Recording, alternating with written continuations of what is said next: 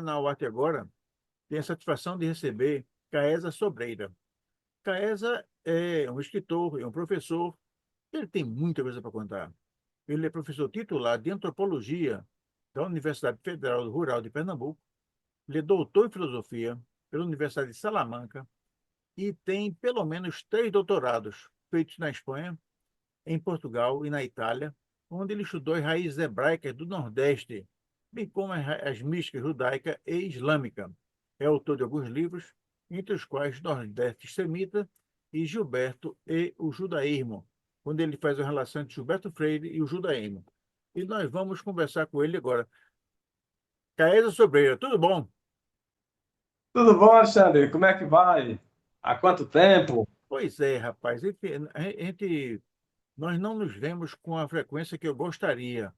Eu devo dizer claramente que eu sou amigo de Caesa há muito tempo e eu gosto muito. Toda vez que eu converso com Caesa, eu fico com essa impressão de que eu deveria conversar com ela mais vezes. Mas, Caesa, tu tem feito o quê? Quer dizer, que a gente não vê mais você por aí. Tem viajado muito, é? Tenho. Alexandre, eu acabei de retornar em outubro do ano passado de um pós-doutorado na Espanha, onde eu fiquei um ano na Universidade de Múrcia. E nesta universidade, nesta cidade, nasceu em 1270 o maior místico do Islã. O mais importante místico de todo o Islã, ele, na verdade, é espanhol. O nome dele é Ibn Arabi. Então, como eu fui convidado para fazer um pós-doutorado nessa cidade espanhola, eu decidi homenagear uma personalidade daquela cidade. E por isso eu, então, propus à professora que me convidou, uma professora chamada Pilar Garrido, uma arabista, professora do Departamento de Filologia Francesa, Italiana, Românica e Árabe, da Faculdade de Letras da Universidade de Múrcia. Diante desse convite, eu pensei que seria bom contemplar um autor local, uma pessoa que tivesse nascido ali, para, com isso, prestar o meu tributo àquela cidade espanhola que me recebia e, ao mesmo tempo, articular este autor com os meus estudos sobre no campo da antropologia religiosa. Eu sou um estudioso da religião judaica e, dentro da religião judaica, eu me dediquei quase exclusivamente à mística judaica, que é a Kabbalah, ou seja, ao esoterismo da religião judaica. Eu não estudo nem tanto a religião, e sim o lado, digamos assim, entre aspas, secreto da religião. Então eu decidi, eu propus, portanto, como projeto de pós-doutorado, esse que me ocupou os 2 últimos anos, em comparar essas duas místicas, a mística islâmica e a mística judaica, buscando pontos de compreensão, de interlocução, porque já que no mundo normal da política, das ideias, no mundo das coisas, essas culturas ou os poderes estatais que essas culturas representam não se compreendem, eu decidi buscar essa compreensão no nível altamente abstrato, altamente místico, altamente esotérico, que é a Kabbalah judaica e o sufismo no Islã. Mas isso é muito genérico, então você tem que recortar, né? A academia, o pensamento científico, você vai encolhendo o objeto. Isso é o, digamos assim, é o campo de cultivo, são essas duas místicas. E eu escolhi uma obra de Ibn Arabi, mas é uma obra manuscrita, tem 10 mil páginas. Ela existe até hoje, veja, sobrevive há 800 anos. Ela hoje está na Turquia. Então, nesta obra, que é a obra magna dele, chamada As Iluminações de Meca, Desta obra, eu escolhi o segundo capítulo, porque é sobre a ciência das letras, o que as letras em árabe significam, não do ponto de vista fonético, mas do ponto de vista místico, até o desenho dela e de toda cada letra é um ser, é como se fosse um anjo, cada letra é uma entidade própria. Então, esse capítulo 2 das Iluminações de Meca tem tradução em francês e em inglês. Então, eu peguei este capítulo 2 e fui escolher um outro autor, do ponto de vista judaico, que também tivesse nascido na Espanha e que fosse da mesma época e que tivesse escrito uma obra mística.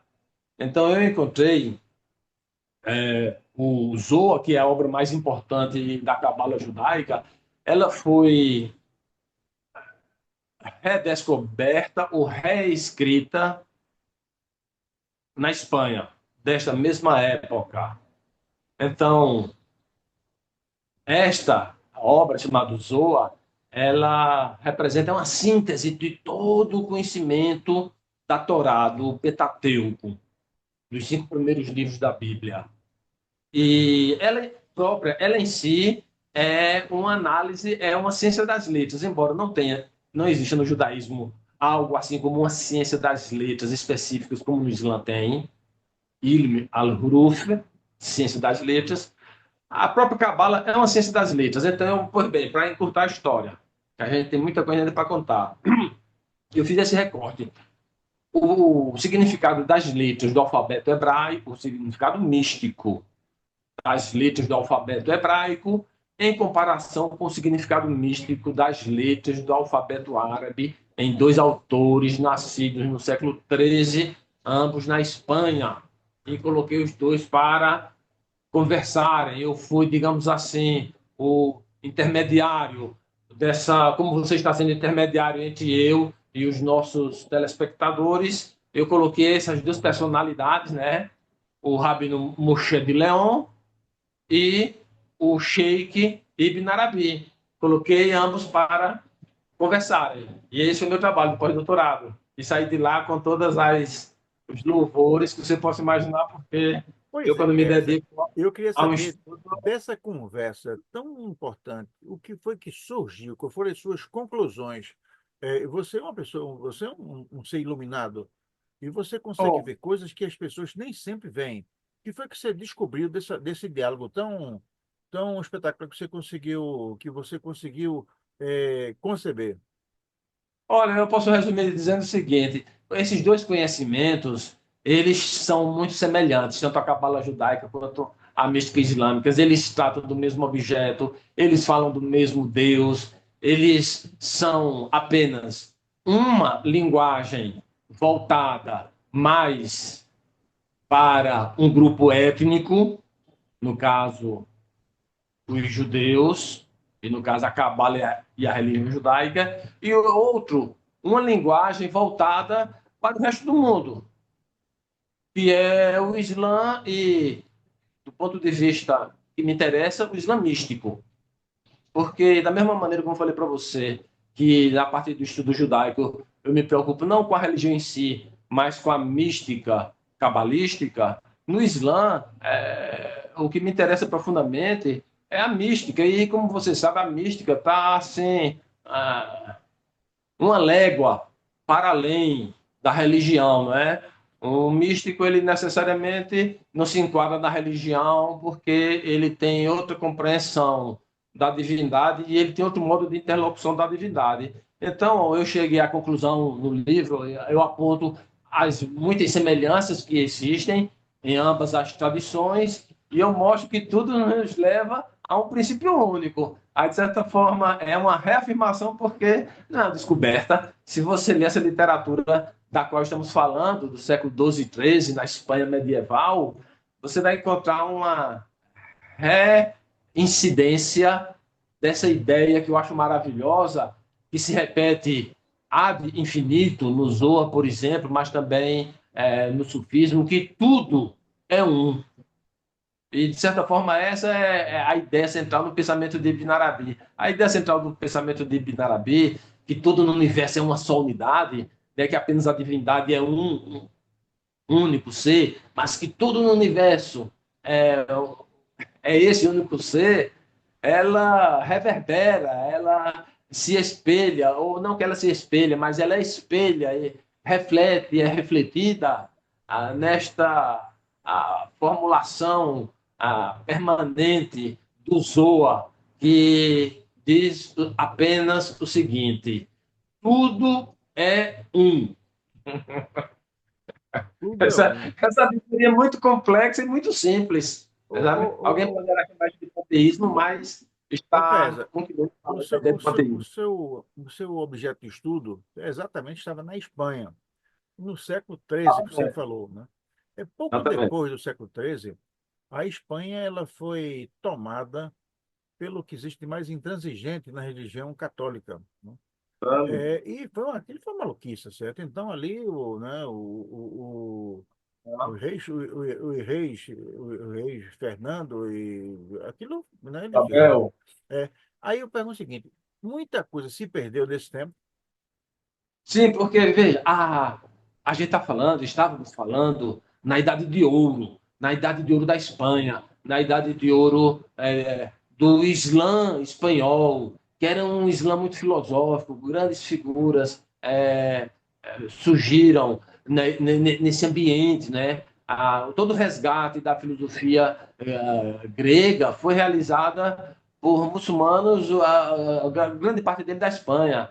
E por exemplo, Averroes, em Córdoba, que ele já ministro de Estado, do Estado califal de Córdoba, ele pediu para conhecer Ibn Arabi, que então era um pirrainha de 12 anos. Ele, não, eu quero conhecer, porque o pai de Ibn Arabi era secretário no palácio, e como Averroes, ele ouviu falar assim, dos portentosos talentos daquele menino, ele mandou chamá-lo para uma audiência no palácio. E lá vai Ibn Arabi em Córdoba, né? E lá chegando, tiveram um diálogo metafísico entre um filósofo e uma criança de 12 anos, já reconhecida como ser iluminado.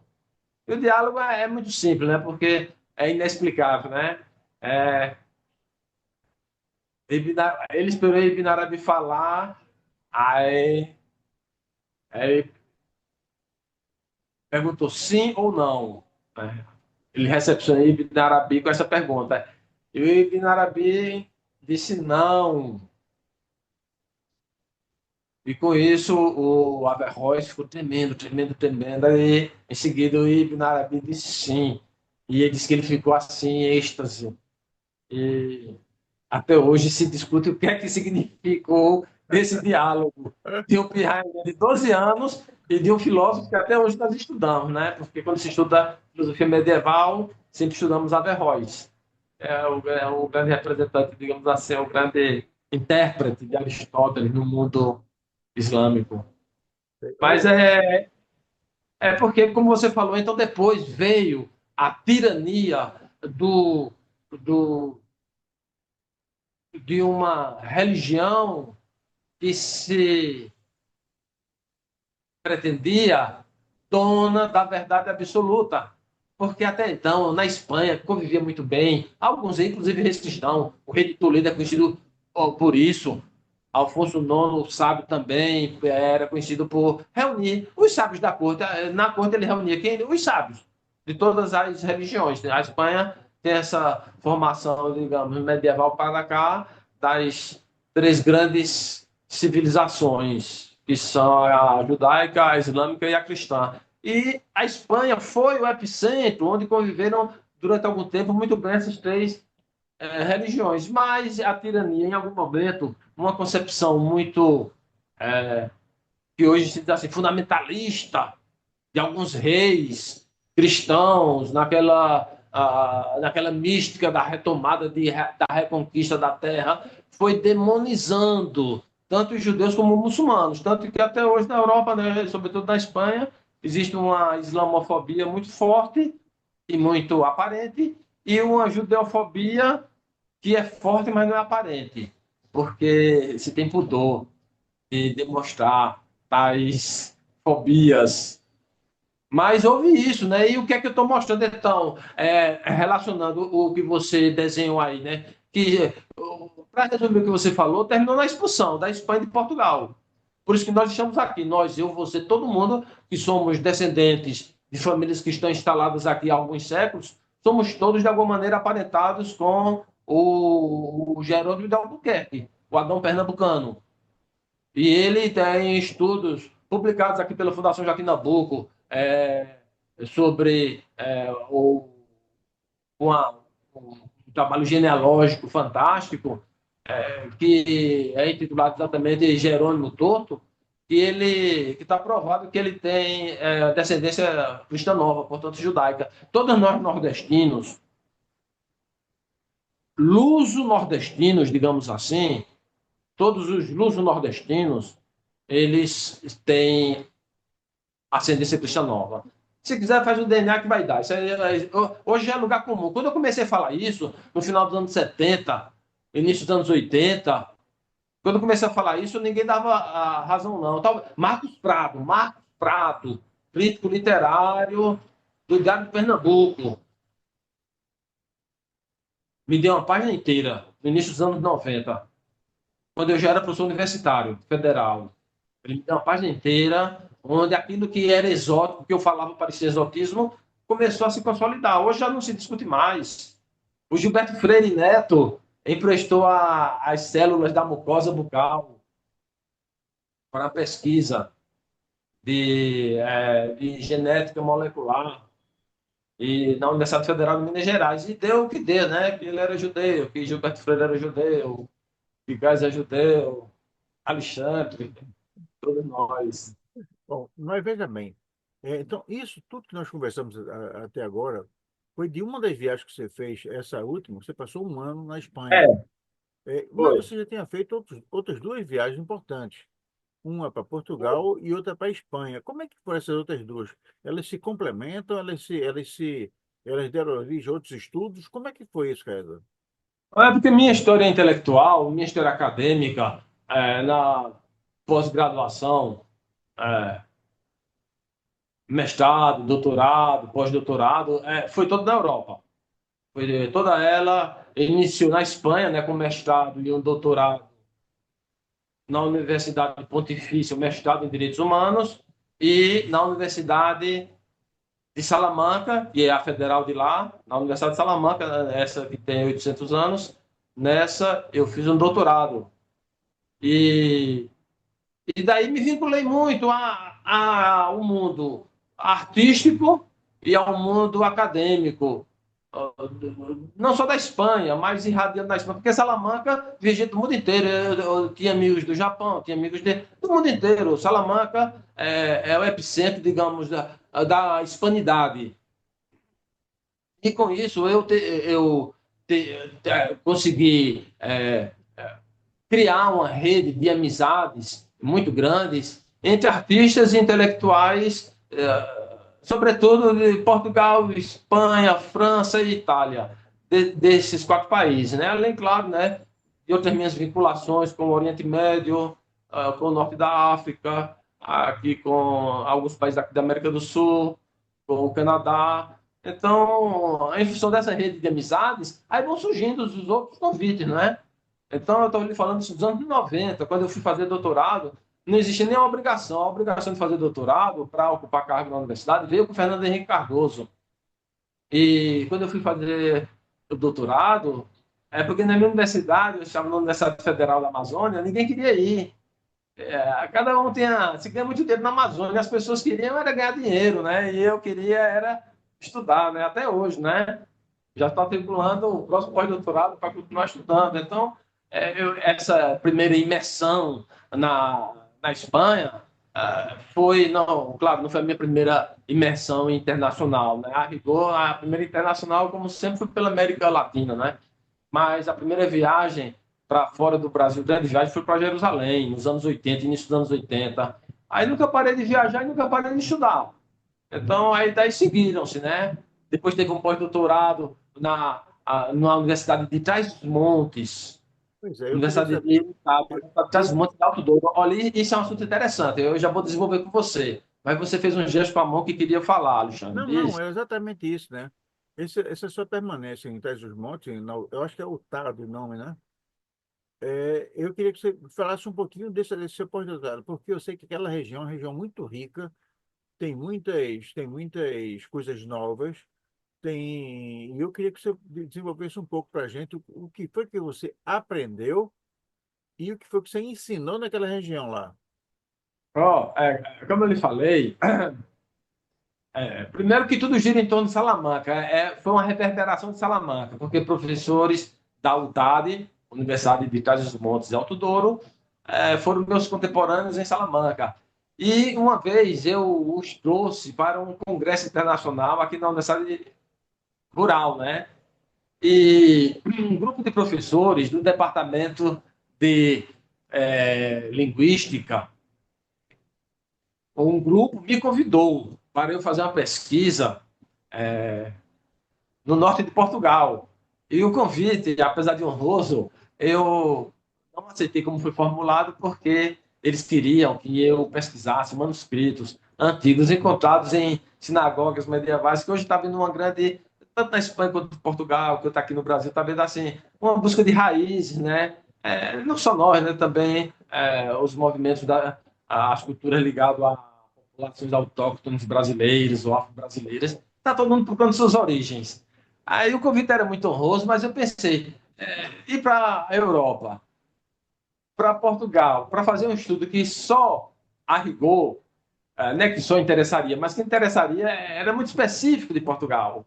Aí eu tive a seguinte ideia, na hora em que estava se desencadeando, na hora que estava se desenvolvendo esse diálogo, estávamos na minha casa, lá em Olinda, ou noutra casa, uma sala de conversa que tinha minha biblioteca. E eu olhei para a biblioteca e vi o diálogo das grandezas do Brasil. E na hora que meu olho bateu naquele livro, aí eu disse: eu tenho uma proposta. Eu tenho uma proposta para Portugal e para o Brasil, que é a seguinte: esta obra, aí peguei a obra, né? Esta obra, Diálogo das Grandezas do Brasil. Aí eu peguei uma edição aqui de Jean Antônio Gonçalves de Melo, publicado pela Maçangana.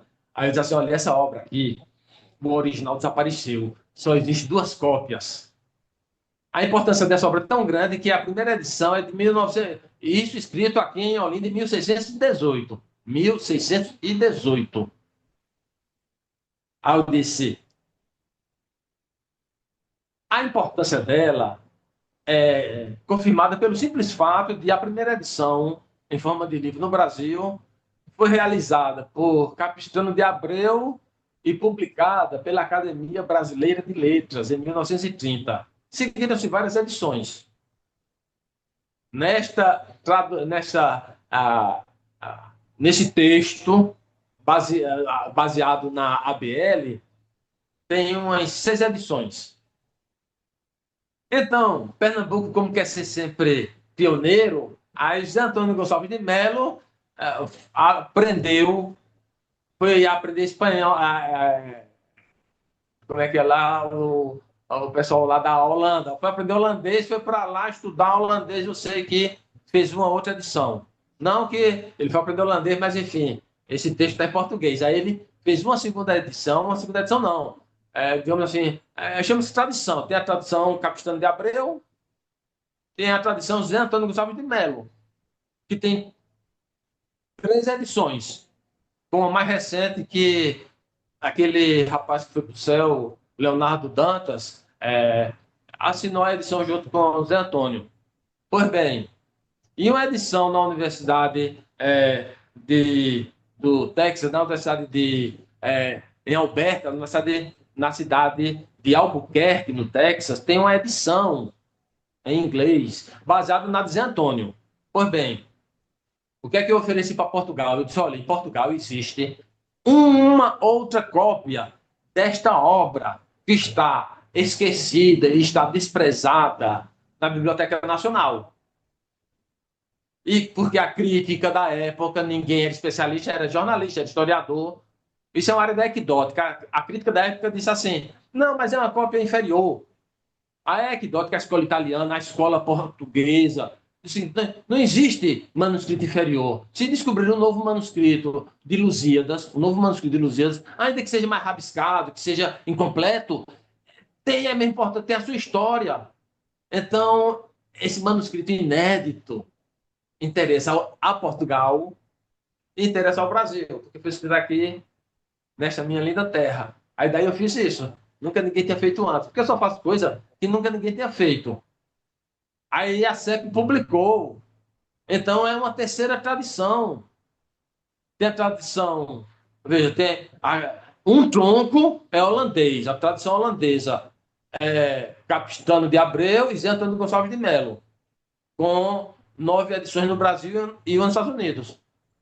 E tem o tronco, digamos assim, o tronco CEP, a tradição Casa Sobreira. Aí eu inaugurei uma tradição nova. Vendo todas as 10 edições, uma por uma, criticando. Magoou até o bichinho que está no céu, Leonardo Dantas, ficou magoado comigo. Eu critiquei cada uma de todas elas, dizendo que nenhuma delas era científica. Todas elas eram de pessoas, historiadores importantes, jornalistas, mas quem edita manuscrito medieval e moderno, isso é uma parte da ciência, é uma área da linguística, chamada.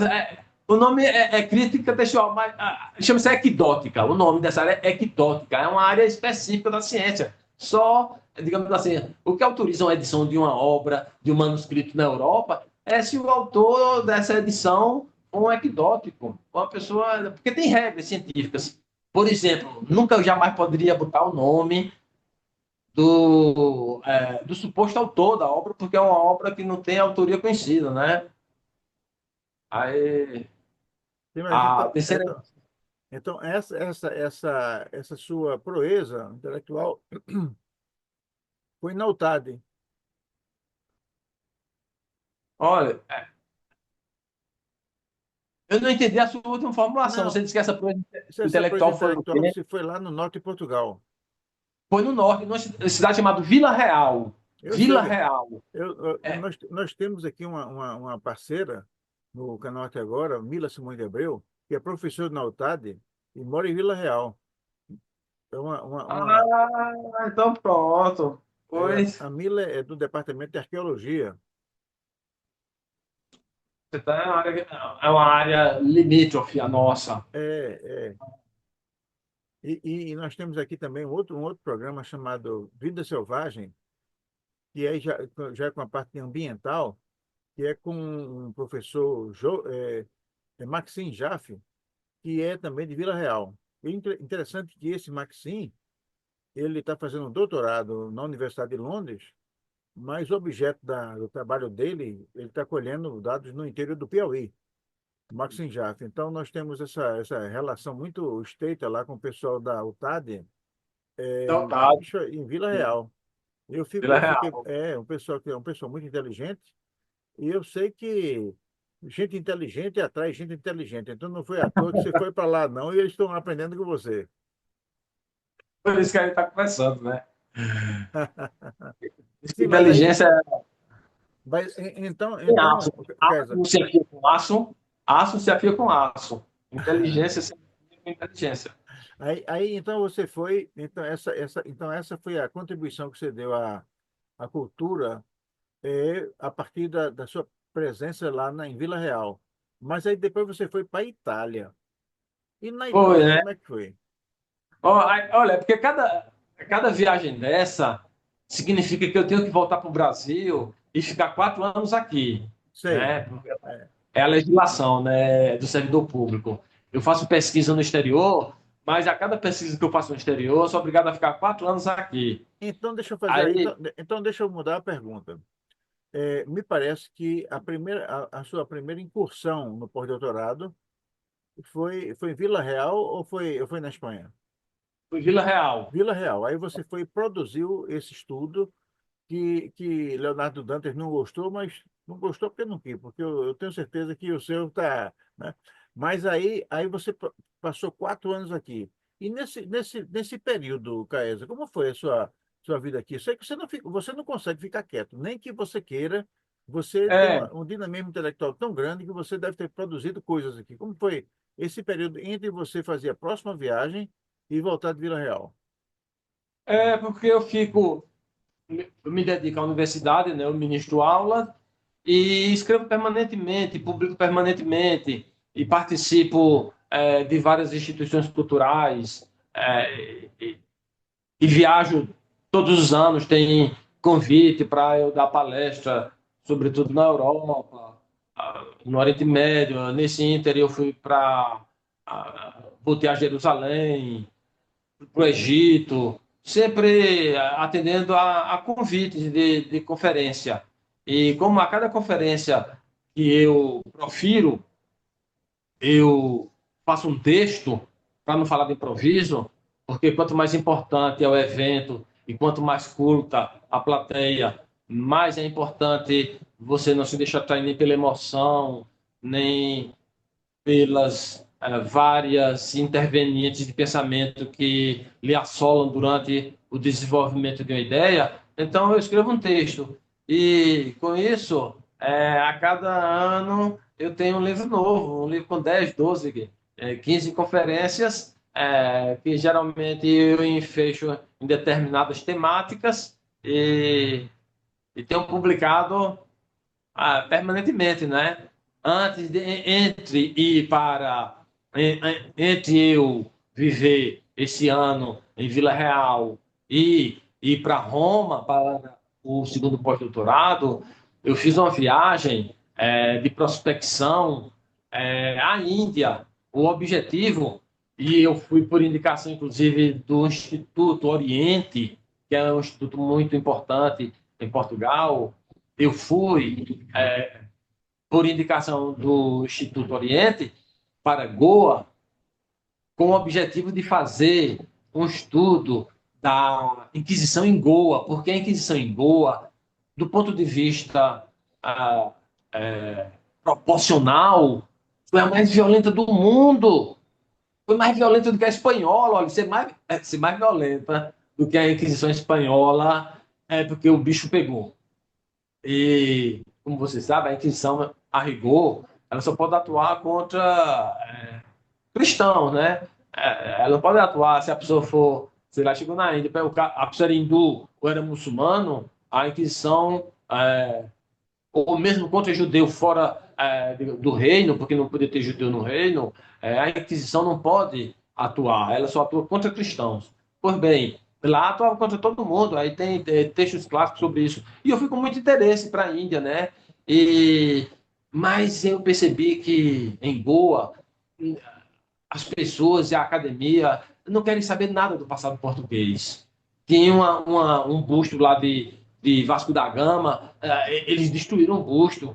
Tinha uma efígie, destruíram a efígie. A efígie ainda está lá na parede, mas semi-destruída. E tinha um busto dele num obelisco na praça principal de Goa, e eles tiraram e colocaram aquele leão de Ashoka, um símbolo hindu, um símbolo da cultura hindu, não do hinduísmo enquanto religião, da história do hinduísmo, né? Pois bem, eles não querem saber do passado português. Então, o passado português está morrendo junto com aquelas gerações mais velhas que ainda falam português. E a geração intermediária de adultos, mas não tão velhos, compreende o português, mas não consegue se expressar. Essa influência portuguesa vai ser diluída quando morrer essa última geração. Aí vai ficar o quê? Vai ficar lá, tem um bairro lá muito parecido com Olinda, do ponto de vista arquitetônico, exceto do ponto de vista topográfico, que é um bairro plano. Aí tem aquela arquitetura portuguesa, mas, enfim, que eles não se interessaram por esse estudo. Entretanto, da viagem à Índia, eu escrevi um livro. Escrevi um livro muito bonito, que é um livro assim, de 20 páginas, de 40 páginas, 20 de fotos e 20 de texto. Foto e texto dialogando, foto e texto. Ou seja, não é um livro intelectual, é um livro de encantamento, de uma teofania. Todo mundo que vai para a Índia, se não acreditar em Deus, ele fica bastante balançado, né? Porque Fica, né? tudo lá, sabe? Deus se manifesta lá até como coisas abjetas. É uma manifestação permanente. Até aquelas manifestações mais, entre aspas, com muito cuidado, mais obscuras, mais densas, mais tenebrosas. Tem manifestação lá, manifestação pública. Aí tem gente que adora a deusa da morte de sangue e tal, e que há um século praticava sacrifício humano, pegava a pessoa para fazer o sacrifício para a deusa Vixe Kali. Maria. E Até você hoje foi tem. lá, pá. Cuidado.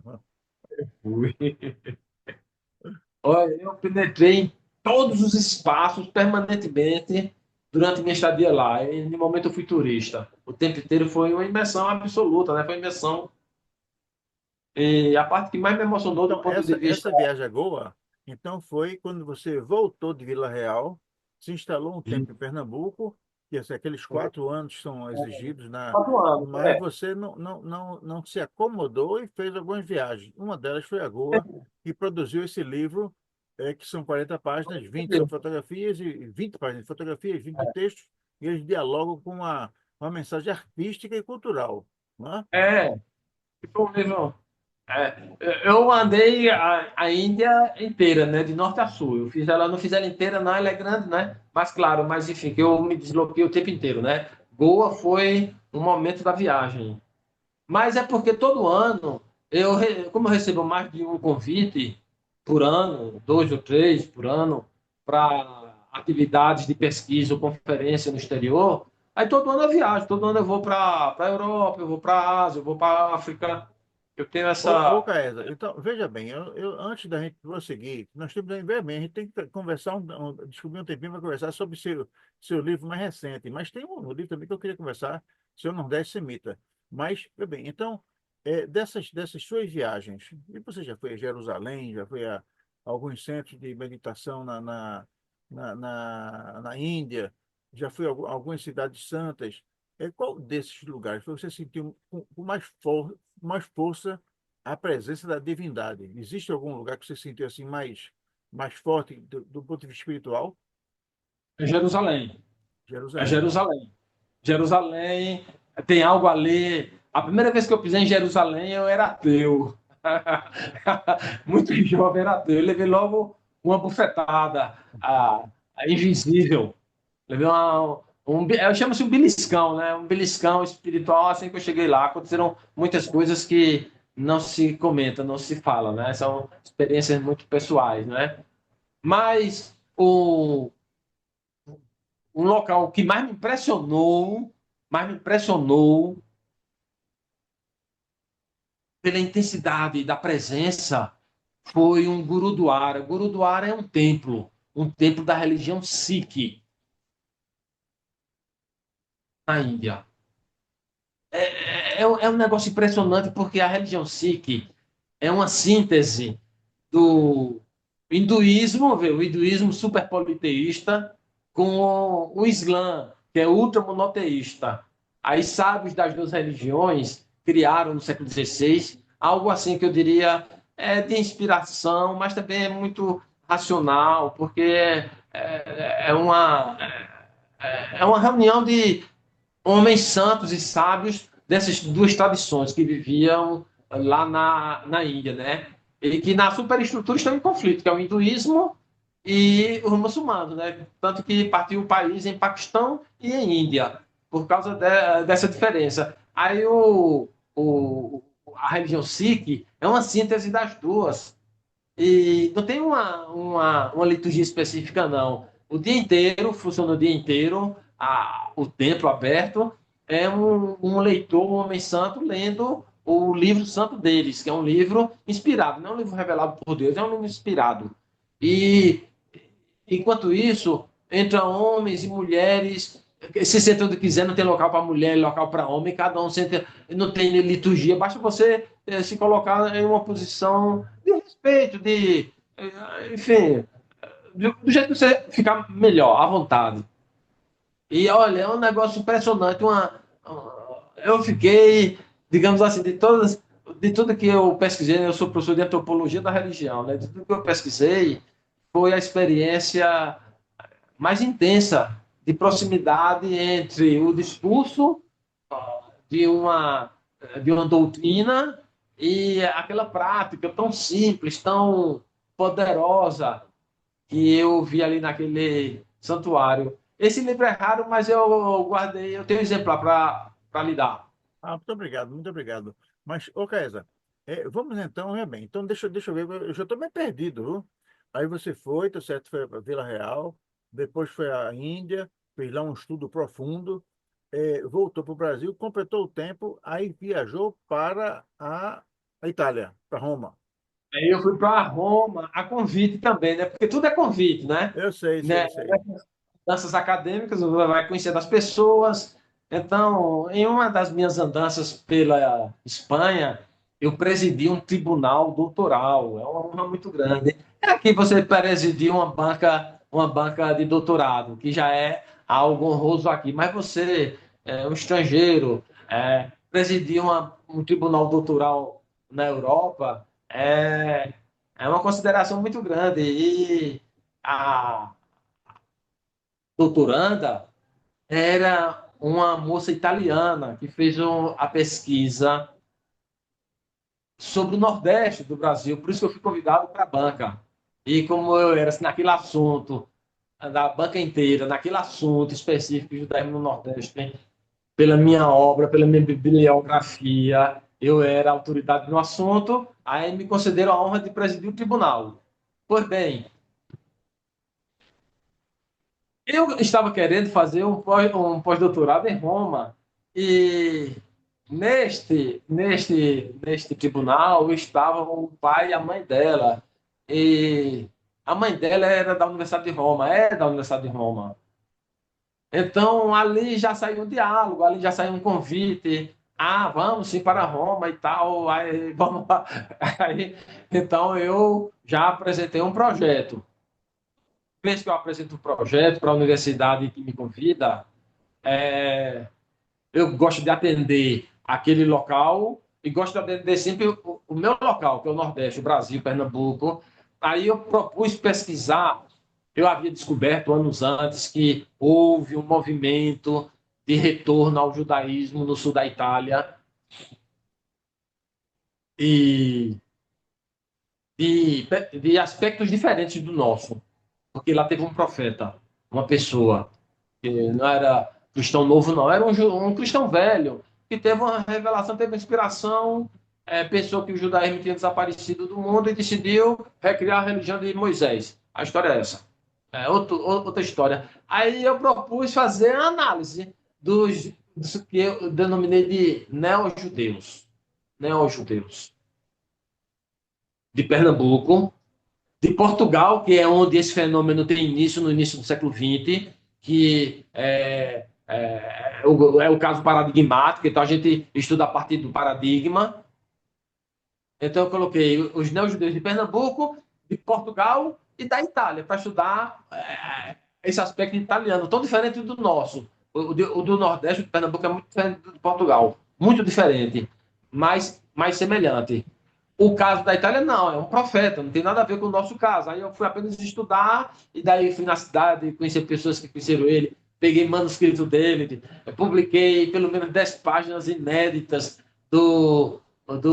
das 10 primeiras páginas, ele contando como teve aquela visão. Parece muito com a história de Maomé. Eu falo isso na tese, parece muito quando Maomé viu o arcanjo Gabriel. É um negócio fantástico, porque, independente de você crer ou não, do ponto de vista, digamos, do imaginário humano é muito rica. São experiências ricas, únicas, singulares. Aí eu fiz esse estudo. E daí foi publicado pelo Instituto Histórico de Olinda. Chama-se Galuta e Bagaluta. É o exílio no exílio, né? Porque o cristão novo, que quer ser judeu de volta, ele mesmo que ele consiga, mesmo que ele faça a conversão, ele sempre vai ser assim, o estranho no ninho. O estranho no ninho. O Jack Nicholson no ninho lá, sabe? Ele nunca vai ser assim. Aí eu comparei esses três. Aí isso foi Roma, né? Digamos assim, a minha conquista na cidade de César, né? Caesa na E cidade, lá, e lá em Roma, você passou quanto tempo? um ano também. Sempre é Também um um ano. ano, né? Então, sempre É um um ano. pós-doutorado. E desse um É, ano, você consegue não apenas conhecer, fazer seu network, aprofundar os estudos e sempre traz uma coisa nova que você converte em livro depois. Sempre É, assim. exatamente. É, é isso que eu faço. Vê, quando eu escrevo uma tese, ou uma dissertação, ou mesmo um TCC, como eu escrevi uma monografia de conclusão de curso na Faculdade de Direito aqui da Federal, quando eu concluí, foi em Direito Internacional Público, e o tema foi Jerusalém, do ponto de vista do Direito Internacional Público, a quem pertence Jerusalém, eu já escrevo em forma de livro. Do jeito que Aqui, eu termino, uma eu pergunta, faço uma tese no linguajar acadêmico e depois tem dificuldade para transformar. Eu já escrevo em forma de livro. eu Então, quero fazer, você deu a brecha, eu vou fazer a pergunta. A quem pertence Jerusalém? Miquelet de Gaesa Sobreira. olha, eu sou um jurista, né? Então, a minha referência é o direito internacional público. Aí o direito internacional público já tem isso estabelecido desde os anos da partilha, né? Jerusalém é corpus separatum, é um corpo separado, não pertence nem a árabe nem a judeu, era para ficar, era para ser feito depois como é que é, uma escolha para a população definir, né? Mas o direito internacional público foi atropelado pela lógica da guerra e até hoje, Certo, enfim. perfeito. Mas Mas, do ponto de vista Gaesa, metafísico, é a humanidade. Do ponto de vista perfeito. metafísico, Não, perfeito. pertence à humanidade, né? Pertence a todos que tiveram seu coração em Jerusalém. A todas as Perfeito. pessoas. De qualquer... Perfeito. Bom, aí, mas Sim. então a gente vai começar agora a falar de alguns de seus livros. Especificamente, nós vamos falar de dois deles. Nós vamos falar do Nordeste Semita, que foi publicado em 2010, e agora o Gilberto e o Judaíno, que foi publicado em 2025. Vamos começar pelo Nordeste Semita. Eu queria que você comentasse um pouco sobre o Nordeste Semita, o que levou você a publicar o livro. Quer dizer, todos os seus livros têm uma história vinculada normalmente à questão acadêmica, não é? E eu queria que comentasse um pouco também sobre o Nordeste Semita. Olha, Nordeste Semita nasceu como um projeto de pesquisa para o mestrado em antropologia da Universidade Federal de Pernambuco.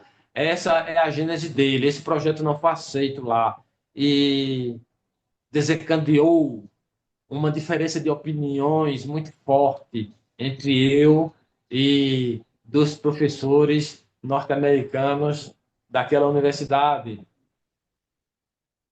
De modo que eu fiz toda essa pesquisa, portanto, a partir de 1987 até 1991, fora da academia, do ponto de vista assim, que não estava vinculado ao mestrado. Eu dava aulas em uma faculdade particular e depois eu fui aprovado em uma universidade federal na região amazônica. Pois bem, nesse ínterim, eu conheci Anita Novinsky, que é a papisa de assuntos de cristãos novos no Brasil, né? Essa área, embora tenha pessoas que estudaram antes que a própria Anitta, inclusive os professores que a orientaram nessa senda, mas ela se tornou a papisa porque ela cresceu tanto que os outros mestres delas, digamos assim, têm a honra de ter iniciado ela nessa senda, mas ela é a papisa. Eu a conheci, nós ficamos muito amigos, né? Muitíssimo amigos, e então, em 91, eu apresentei, em 1992, eu apresentei na USP a síntese desses meus últimos 5 anos de pesquisa. E foi aí que Marcos Prado me deu uma página inteira no Diário de Pernambuco. Tenho que agradecer a Marcos Prado o resto da vida. Me deu uma página inteira para explicar, digamos assim, que com a síntese dessa teoria. E isso estamos falando de 92. Aí você veja que se passam 18 anos, né? Nesse ínterim, eu me tornei aquilo que era uma ideia original minha, que era a teoria do Nordeste Semita, porque é muita pretensão. Uma pessoa que só tem uma graduação em psicologia, se apresentar como candidato, a mestrando em uma universidade federal, cheia de fera, cheia de doutor, já com a teoria pronta, e isso eu acho que criou, digamos assim, um certo obstáculo, né? Mas essa teoria do Nordeste Semita, que foi eu que elaborei, antes de mim, não existia. existiam na literatura científica, sociológica, antropológica sobre o Nordeste do Brasil esses elementos dispersos, né? Fernando, Gilberto Freire, o Câmara Cascudo e muitos outros autores que se debruçaram é, o, também na literatura, na cultura popular nordestina, no próprio ariano. Você tem esse elemento da presença judaica, mas dispersa na cultura. Não teve nenhum autor que propusesse, sintetizasse em uma teoria a densidade dessa presença de elementos judaicos na nossa cultura e explicasse. Pois bem, nesse ínter, então, depois de 92, e sobretudo depois que eu me torno um professor universitário federal, que eu conquisto uma cátedra na universidade, e o espaço de divulgação da ideia se ampliou muito. Então, essa ideia foi encontrando repercussão na Europa, em Israel, nos Estados Unidos, no Canadá, na Espanha, em Portugal. E porque esse fenômeno também estava acontecendo em vários locais de civilização hispano-lusitana. Estava acontecendo no México, na Colômbia, muita gente se redescobrindo, descendente de cristãos novos, querendo voltar para o judaísmo, mas não havia uma teoria sobre esse assunto. E, então, nesse ínter que vai de 92, que eu estou lhe falando, quando a Anitta Novinsky me leva para um congresso internacional na USP, chamado América 92, porque era quando se completavam os 500 anos de descoberta da América, para um público, num congresso, para um público que tinha gente de todas as maiores universidades do mundo, e que eu fui um dos expositores. Desde esse momento até sair o livro Nordeste Semita, essa teoria foi se divulgando cada vez mais e eu fui me tornando referência. Todo mundo que estuda o assunto tem que me citar, porque eu fui, digamos assim, o primeiro divulgador dessa ideia. E de forma que em 2009 veio surgir um prêmio Gilberto Freire, Prêmio Nacional Gilberto Freire, para explicar, era sobre o livro Nordeste de Gilberto Freire. Aí eu peguei a análise do livro Nordeste de Gilberto Freire e apliquei sobre este livro a teoria do Nordeste Semita. Por isso que o livro é Nordeste Semita. E daí fui galardoado com o Prêmio Nacional Gilberto Freire em 2009, o livro foi publicado em 2010. A história é essa, esse livro tem uma história porque por esse livro eu dei sangue, sangue físico, né? Sangue literário, não é licença poética, não. Eu perdi sangue físico por causa desse livro. Não vou entrar em detalhes, não, porque Não, para não rebuscar a a gente vai teoria contar de... depois, isso é importante, isso é importante. Mas me diga uma coisa, então, quer dizer, você teve você mergulhou muito na obra de Gilberto Freire para escrever Nordeste Semita. E Sim, agora, alguns anos depois, literalmente 15 anos depois, você vai e publica Gilberto e o Judaísmo. Existe alguma sim. relação entre a pesquisa original e esse livro agora?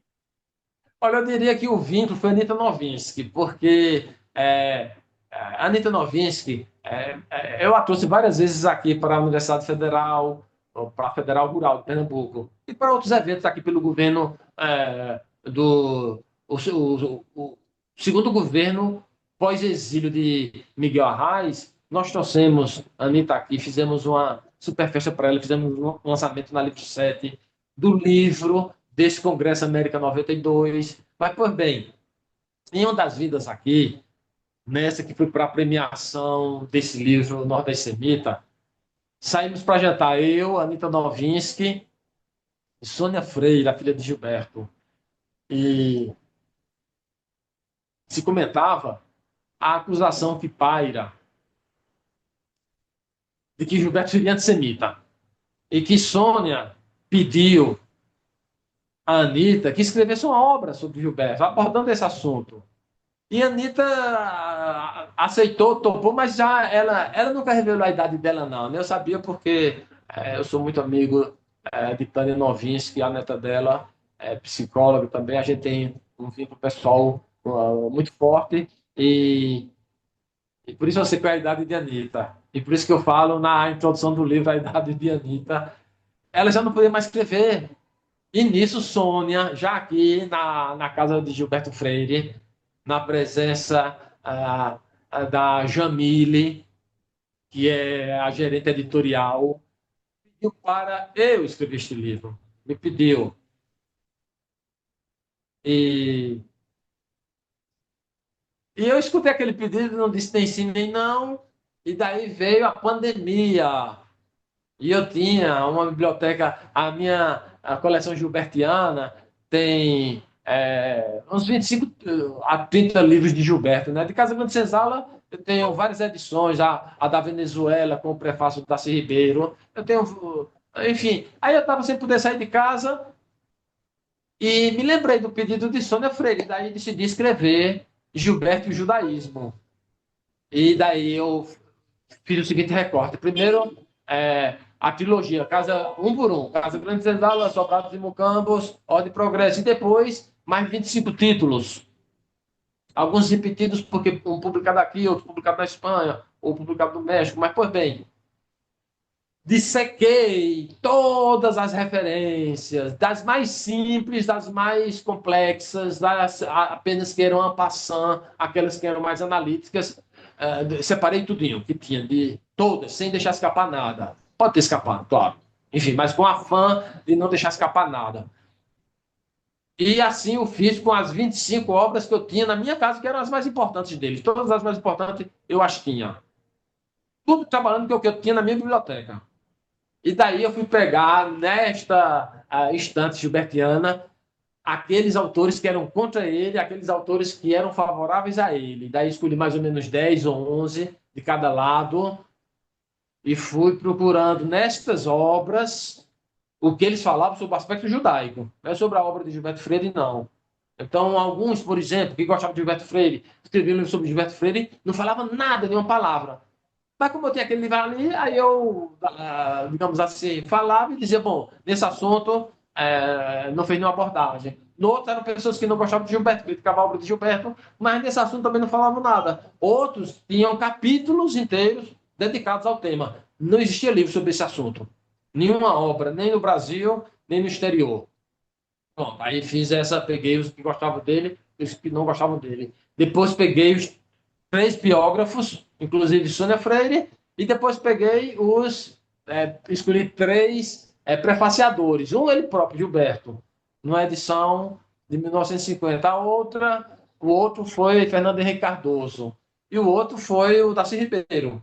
Bom, isso aí fiz a espinha dorsal do livro. Foi essa literatura que eu trabalhei, todinha, minuciosamente. Agora, onde entra, além do ineditismo da obra, tem que ter assim, um plus além do ineditismo. E foi o seguinte, agora eu vou falar para você porque é a cereja do bolo. É o diamante lá da coroa, o diamante azul, lá da coroa de alguma dinastia imperial da Mongólia. Toda a acusação de Gilberto como suposto antissemita, toda ela que foi repercutida todas essas décadas, deriva de um artigo de um rapaz que eu vou, com a sua permissão, ver, uma recensão, uma crítica publicada em um jornal de ortomedicina, algo assim, de um sujeito chamado Jules Henry. Era um médico que tinha pesquisas aqui, de antropologia aqui na América do Sul. É uma recensão de 3 colunas. Não é uma obra que se debruçou e chegou àquela conclusão, Gilberto antissemita. Não, é uma recensão. Nessa recensão de 3 colunas, tem meia coluna onde faz essa acusação sem usar o termo antissemitismo. Pronto. Só isso, nada mais. Teria caído no esquecimento se Gilberto não tivesse feito referência a esta para refutar, como você sabe, a cada edição de Casa Grande Senzala, Gilberto acrescentava um prefácio que era uma tese doutoral. Né? Aí, quando o Gilberto faz o prefácio à 6ª edição, ele, para se justificar, ele toca no assunto. Ele traz o Júlio Henry, o ilustre desconhecido, que ninguém sabia nem quem era. Ele traz o Júlio Henry e coloca na ribalta. E se defende. E diz que não, não sou e tal. Se defendeu, disse que não era. Afirmou que não era. Afirmou que não era. refutou a acusação. A partir daí, todo mundo repetiu. Nenhum deles, nem os melhores críticos, críticos simpáticos, nem os melhores críticos antipáticos, ninguém foi no original. Eu fui lá no original e peguei e trouxe. E ofereci ao público. Não publiquei na íntegra por questões de direitos autorais. Sei lá quando é que ele morreu. Depois que o cara morre, a gente tem 60, 70 anos aí de assombração. Direitos autorais em ciência não devia ter, não. Nem ciência, nem arte. Devia ser tudo liberado. Mas, pois bem, isso é outro departamento. Mas, enfim, que eu ainda trouxe essa contribuição específica dentro do ineditismo da obra, de ser a obra única, até hoje, no mundo inteiro, ainda ter trazido a origem do problema. Todo problema que levou a escrita desse livro, todo esse problema que levou que esse livro, na verdade, ele deixa para o leitor fazer um julgamento. Eu não me omito de dizer minha opinião, não, porque a cada momento que eu vou apresentando, eu vou opinando. Mas, não é nem opinando, eu vou tomando posição em relação àquela acusação ou àquela elogio específico. Mas tem inteligências de ambos os lados, com bons argumentos, contra e a favor. Então, a definição é do leitor qual o argumento que vai sensibilizar mais ele, ou vai coincidir mais até com os preconceitos deles, ou vai coincidir mais com as conclusões dele. Então, ele vai ter essa, digamos assim, a liberdade interpretativa do texto, jamais do autor. E se for do autor, o problema dele, porque ele não é dono da definição da obra. Depois que ele colocou a obra, ela se tornou pública, a obra é ponto de partida, inclusive de refutação a qualquer momento. Perfeito. Mas é uma obra que vai precisar muito tempo e muito estudo para refutar, porque eu esgotei nesse momento o tema. Não existe obra definitiva, mas existem obras que vão ser referência de estudo e preciso até para, como é ciência, ela tem incompletudes, eventualmente imperfeições, mais eventualmente ainda um equívoco. Cabe aos leitores, às próximas gerações, corrigirem. Mas vai dar trabalho. Perfeito, vai dar trabalho, né? Perfeito. Bom, infelizmente, nós estamos chegando ao final dessa conversa com o Kézia Sobreira, que deu uma visão panorâmica da sua, não só da sua sólida formação acadêmica, mas também da sua produção, acadêmica e intelectual. Caesa, ele é professor titular de antropologia na Universidade Federal Rural de Pernambuco, é doutor em filosofia pela Universidade de Salamanca, tem 3 pós-doutorados na Europa, um em Portugal, outro na Espanha e outro na Itália. É um estudioso profundo das raízes hebraicas do Nordeste e das razões místicas judaicas e islâmicas. E hoje conversamos sobre 2 livros, dois dos muitos livros dele, que é exatamente o Nordeste Semita e Gilberto e o Judaísmo. E como ele diz, ainda vai passar muito tempo até que alguém possa refutar alguma coisa que ele tenha dito nesses 2 livros, porque ele, de fato, ele é um intelectual que vai a fundo nas suas pesquisas e dá o máximo de si para que eles fiquem muito boas. É, Caesa, muito obrigado pela tua entrevista aqui. E aqui nós temos a nossa tradição do canal até agora, é que a palavra final é do nosso convidado. Palavra sua para suas despedidas. Alexandre, em primeiro lugar, eu quero agradecer o seu convite, sempre muito honroso, e graças à sua ampla influência nesse mundo midiático, com certeza essas minhas ideias vão reverberar para um público que eu próprio não alcanço.